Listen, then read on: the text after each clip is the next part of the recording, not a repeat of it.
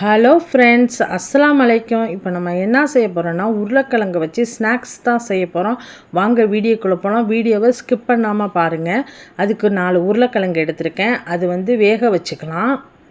வேக வச்சு தோலெல்லாம் நல்லா ரிமூவ் பண்ணிட்டேன். இப்போ இதை மசிச்சுக்குவோம். இப்படி மசித்தா தான் நல்லா மாவு மாதிரி நமக்கு கிடைக்கும்.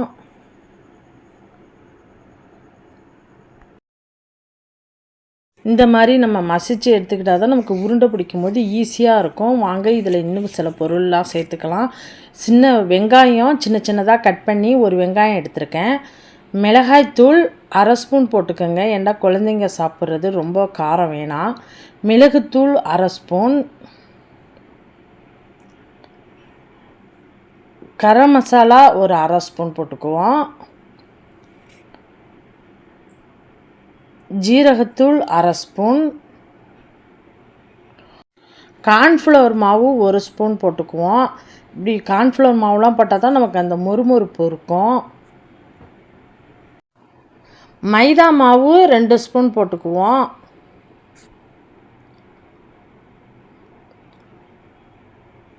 உப்பு தேவையான அளவு போட்டுக்குவோம். நம்ம உருளைக்கிழங்குல வேறு உப்பு போட்டு அவிச்சிருக்கேன், அதனால் பார்த்து போட்டுக்கோங்க. இப்போ மல்லித்தூள் கொஞ்சம் போட்டுக்கிட்டு இப்போ இதை நம்ம தண்ணி ஊற்றாமல் தான் இதை நம்ம கையில் நல்லா பனைஞ்சு எடுத்துக்கணும். நல்லா உருண்டை பிடிக்கிற அளவுக்கு நம்ம பனைஞ்சு எடுத்துக்கலாம். தண்ணிலாம் ஊற்ற வேணாம். நம்ம உருளைக்கிழங்குல அந்த வெங்காயத்தில் உள்ள தண்ணியே போதும். நல்லா உருண்டை பிடிக்கிற அளவுக்கு அந்த மசாலாலாம் அந்த உருளைக்கிழங்கோட நல்லா மிக்ஸ் பண்ணிடணும். நல்லா எல்லாத்தையும் ஒன்றா கலந்தாச்சு. இப்போ நமக்கு ஒரே அளவாக எடுக்கணுங்கிறதுனால இந்த மாதிரி குழிக்கரண்டி எடுத்து அது இந்த மாதிரி அமுக்கிக்குவோம். அமுக்கி இப்படி கையில் கொட்டினோம்னா அழகாக அது வந்துடும். இதே அளவுக்கு நம்ம எல்லாத்தையும் நம்ம உருண்டை பிடிச்சிக்கலாம். இந்த மாதிரி எடுத்தோம்னா நமக்கு சேமாக இருக்கும். கையால் நம்ம எடுத்தோம்னா முன்னும் கொஞ்சம் ஒரு இதில் நிறையா இருக்கும், ஒரு இதில் கொஞ்சமாக இருக்கும். இந்த மாதிரி நம்ம அளவோடு நம்ம எடுத்து வச்சுக்குவோம். இந்த மாதிரி தட்டி நம்ம எல்லாத்தையும் எடுத்து வச்சுக்குவோம். இந்த பாருங்கள், இந்த மாதிரி இப்போ இன்னொருத்தனையும் நான் செஞ்சு காட்டுறேன் பாருங்கள். இந்த மாதிரி இதை அமுக்கி நம்ம கொட்டுனாவே அழகாக உளுந்துரும்.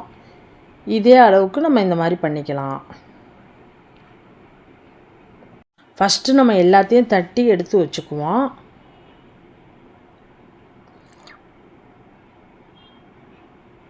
இப்போ பிரெட் க்ரம்ஸ் எடுத்துருக்கோம்.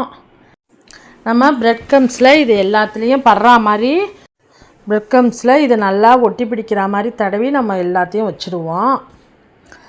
இந்த மாதிரி நம்ம ப்ரெட்டில் இந்த மாதிரி செஞ்சோம்னா நமக்கு நல்லா மொறுமொறுப்பாக இருக்கும்.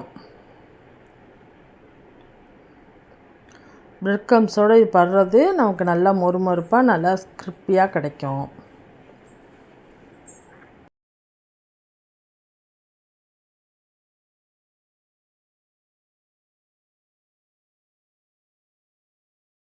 பாருங்க, எல்லாம் ரெடி ஆகிடுச்சு. நம்ம இப்போ எல்லாத்தையும் ரெடி பண்ணிட்டோம்.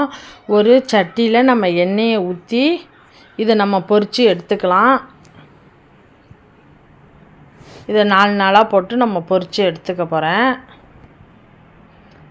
இது எல்லா உருளைக்கிழங்கெல்லாம் நம்ம வேக வச்சது தான். இது சவந்தால் மட்டும் போதும். இது எண்ணெய்லாம் குடிக்காது. ஏன்னா நம்ம இதில் மைதா மாவுலாம் சேர்த்ததுனால எண்ணெய்லாம் இது குடிக்காது. நல்லா மொறுமொறுப்பாக இருக்கும். இந்த மாதிரி குழந்தைங்க கேட்கும்போது நம்ம சட்டுண்டு இந்த மாதிரி செஞ்சு கொடுக்கலாம். அவங்க லீவில் வீட்டில் இருக்கிறாங்க. இந்த மாதிரி நீங்களும் ட்ரை பண்ணி பாருங்கள்.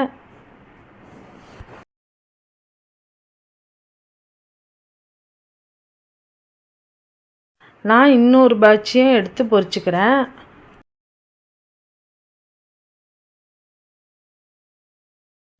எல்லாம் ரெடி ஆகிடுச்சு. எல்லாம் நம்ம பொரிச்சாச்சு. இந்த மாதிரி நீங்களும் ட்ரை பண்ணி பாருங்கள். இது சாஸோடு சாப்பிட்டோம்னா ரொம்ப சூப்பராக இருக்கும். குழந்தைங்க கேட்குறப்ப இந்த மாதிரி செஞ்சு கொடுங்க. இந்த வீடியோ பிடிச்சிருந்தா லைக் பண்ணுங்கள், ஷேர் பண்ணுங்கள், கமெண்ட் பண்ணுங்கள். முக்கியமாக சப்ஸ்கிரைப் பண்ணிக்கோங்க. மீண்டும் இன்ட்ரெஸ்டிங்கான வீடியோவில் மீட் பண்ணுவோம். ஓகே, பாய்.